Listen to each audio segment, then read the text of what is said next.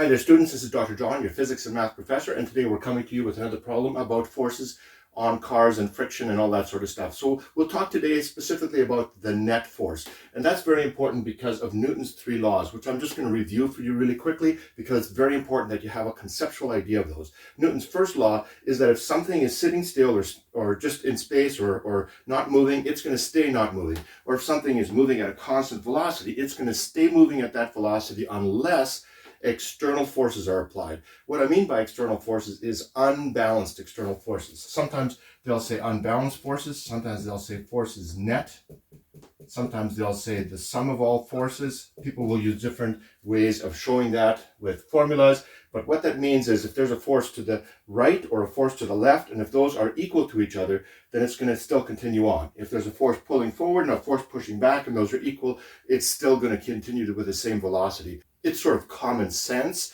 and Newton just sort of put it into a formula form. So the first is the sort of the law of inertia. The second one is this: what if there is an unbalanced force? What if there's a net force to the right or a net force to the left? In that case, the object is going to move this way. It's going to accelerate based upon its mass. The bigger the mass, the less the acceleration. So if you have any two of these, you can calculate the third.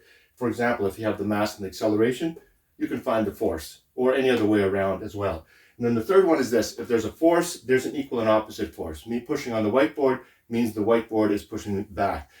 I'm standing on a platform here. That platform's pushing back up at me. Otherwise, it would crumble and move downward. So we're going to use those and apply those to these two car equations, one in blue, one in mauve, purple, whatever that is. And I've written a couple of formulas down here that we're going to use. You can ignore those for just a second. So here we have our first example. It's a car with a mass of 950 kilograms and a constant velocity of 35 meters per second. Now that should be the tip right away to be Newton's first law, which said if something has a certain velocity, has a certain inertia, it's standing still, or it has a steady velocity, it's going to continue at that velocity if and only if the external forces are balanced. That is, there's no force one way or the other. So this says if the force of friction, which would be in this direction, obviously, that's the force of friction, what if it's at 350 newtons, what is the applied force provided by the engine? Well, this is a really easy one, because if the force of friction backwards is 350 newtons, the engine is going to have to provide a force this way, the force engine, equal to this one, just in the opposite direction, of also 350 newtons. So this one's really easy. The force of the engine, I'm just going to write it in here, is going to be equal to 350 newtons in that direction, newtons in that direction, since we're showing the car in this direction here. So that one's sort of easy. Problems don't usually come that easily. So the second one here is a little bit different. It's got a mass of 1100 kilograms, but it starts from rest with an initial velocity of 0, accelerates to 60 kilometers per hour within a distance of 45 meters. And we're supposed to find the net force. We're not told that there's friction or how much the engine is providing. We're just supposed to find the net force. And this is where the second one comes in, that if there is an acceleration, and there is here, then there has to be a net force, and it's measured this way: the mass times the acceleration. So we have the mass, that's easy, but we want to find the acceleration. We're not given the acceleration, we're given the distance and the change in velocity. So that's why I wrote out a couple of these formulas to see if we can use one of those to help us to find the acceleration. So here's our basic motion equations. The final velocity is equal to the initial velocity plus acceleration times time. That one's very straightforward, very useful for falling objects. Average velocity is equal to the initial velocity plus final velocity divided by 2. Remember, all of these apply for constant acceleration. So this is where acceleration is constant, at least during the portion where we're using these formulas. And then this one over here, that the distance something goes is the initial velocity times time plus 1/2 the acceleration times time squared. And then this one over here, which is sort of the oddball one, the one that we don't know where we get. This one, again, sort of straightforward, except for this part. Why is it times squared? You get that from calculus, but this one is a little bit more difficult. Final velocity squared equals the initial velocity squared plus 2 times acceleration times distance. Now this formula over here is a little bit tricky. You want to make sure that you're always doing this in the same direction. You want to make sure that your distance, your acceleration, your velocities are all going in the same direction. And the reason for that is because you're squaring these things, which means if they're negative, you're going to be destroying the fact that they're negative. So let's take a look at these. So we have 3 things, and this is what we want. So look at this here. We need the time. We have the initial velocity. We want the acceleration. We have the distance, but we don't have the time. So getting the time may help us if we're taking multiple steps, but that's not a one-step process. This one over here as well, we don't have the time or the acceleration. This one, it doesn't really help us. So this looks like the one that we're going to be using. Final velocity squared equals initial velocity squared plus 2 times acceleration times distance. I would suggest that every time you do a problem that involves these equations, you look at your cheat sheet, write them out, and then do that every time. So you're writing them out with that little short-term 30-second memory, and that will help you to get familiar with them. You may not have them fully memorized for the tests, but some teachers do require you have them memorized. Some will give you these equations, but if you do this each time you have a problem, you're going to become so familiar with them, the equations will sort of pop out as to which one might be useful for this problem. So here we have this. Notice the final velocity is given to us, the initial velocity is given, but the initial velocity is 0. So we don't need that. And we want to find the acceleration. So we could take this 2 and d, move it to this side by dividing both sides by that, and we're going to be left with acceleration is equal to the final velocity squared divided by 2d.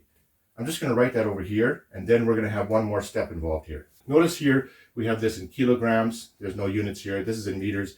But this obviously isn't in the units we want. We want everything in kilograms, meters, seconds, in those units. So this is kilometers per hour. We want that in meters per second, just like it is over here. So let's convert that. Well, let's raise some of these things, and I'll show you how to do that. So when you're converting anything from one units to another units, this is what I find very helpful. Hopefully this helps you as well. You write the original problem down there, and you say, what do I want? Well, I want to have meters per second. That's what I want to have over here. So I want to convert each of these. And I'm thinking, I want to convert this to meters. So I want to have meters on the top, because that's what I want at the end here, and kilometers in the bottom, because I want this kilometers to cancel with this kilometers. And what you want to do is you want to each time multiply something by something that's equal to 1. So this here is going to have to be equal to 1. Well, what is equal to 1? Well, 1,000 meters is the same as 1 kilometer. So if I put 1,000 meters over 1 kilometer, that's equal to 1. You're not changing the value of the 60 kilometers per hour. You're just changing some units here. So what this will do here, this will take this kilometers, cancel it here, and we're going to be left with meters on the top, which is exactly what we want over here, meters per second. Now, how do we change the hours into second? So obviously we want seconds in the bottom. Remember, we wanted seconds in the bottom. So this is hours. So we'll put hours on the top. It's a little bit hard to go directly from hours to seconds, but we can go from hours to minutes. How many hours? 1 hour, 60 minutes. This, we're still multiplying by 1. We're not changing the value of anything. So this hours cancels with this. We've now got minutes in the bottom. We don't want minutes in the bottom. We want seconds in the bottom. So let's multiply by minutes per second. I don't know if you can read that or not. How many minutes? 1 minute, 60 seconds. 1 minute. So now we're going to have the minutes cancel. We're left with seconds in the bottom. So notice what we're multiplying by here. We're going to multiply by 1,000 and divide by 60 times 60. This is something that might be worth memorizing for you. I'll just erase this. After you've done that to a kilometers per hour, you're going to end up with meters per second. Now notice here, 2 of these zeros can cancel with 2 of these zeros up here. We're left with 10 over 36. Or if you want to move the decimal over, it's 1 over 3.6. So anytime you have kilometers per hour, if you want to memorize this or put this on your cheat sheets, that might be useful. Take kilometers per hour. You can go through this process every time. It just may take you 2 minutes. Or you can realize, I just need to divide kilometers per hour by 3.6, and I'm going to get it into meters per second. So let's do this for this one here. We're going to go 60 divided by 3.6, and we're going to get 16.66. So now we have this in meters per second. I'm just going to write that really small up here, equals 16.66 meters per second. I'm not worried as much about significant figures yet. Here we've got 3, here we've got 2, here we've got 2. So we're going to have 2 in the end. Here, this is already in 2, so we're fine with that answer for that one. This answer we're going to want in 2, but we can keep a couple of extra digits, maybe 1 or 2 extra digits, so we don't have rounding errors. Don't keep like 10 digits, that's a little too much. So now we have this in meters per second, and remember the formula that we had just developed. So the acceleration is going to be equal to v, final velocity squared, over 2d, and we have a couple of those things now. We have this, 16.66 squared, over 2 times 45. I am getting 3.09 meters per second squared is the acceleration. So I'm going to write that in here, just right here. Acceleration equals 3.09 meters per second squared. Right there we have it. We have everything that we need now for our problem. Now let's go back to Newton's laws.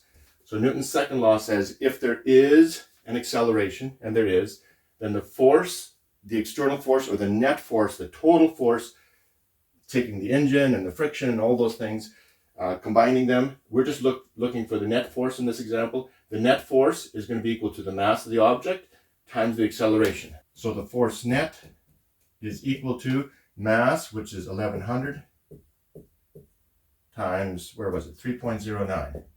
That should be equal to a little over 3,000. I'm actually getting 3394 newtons. So that would be like the net force that needs to be applied. And of course here we have too many significant figures. How many do we have here? 2.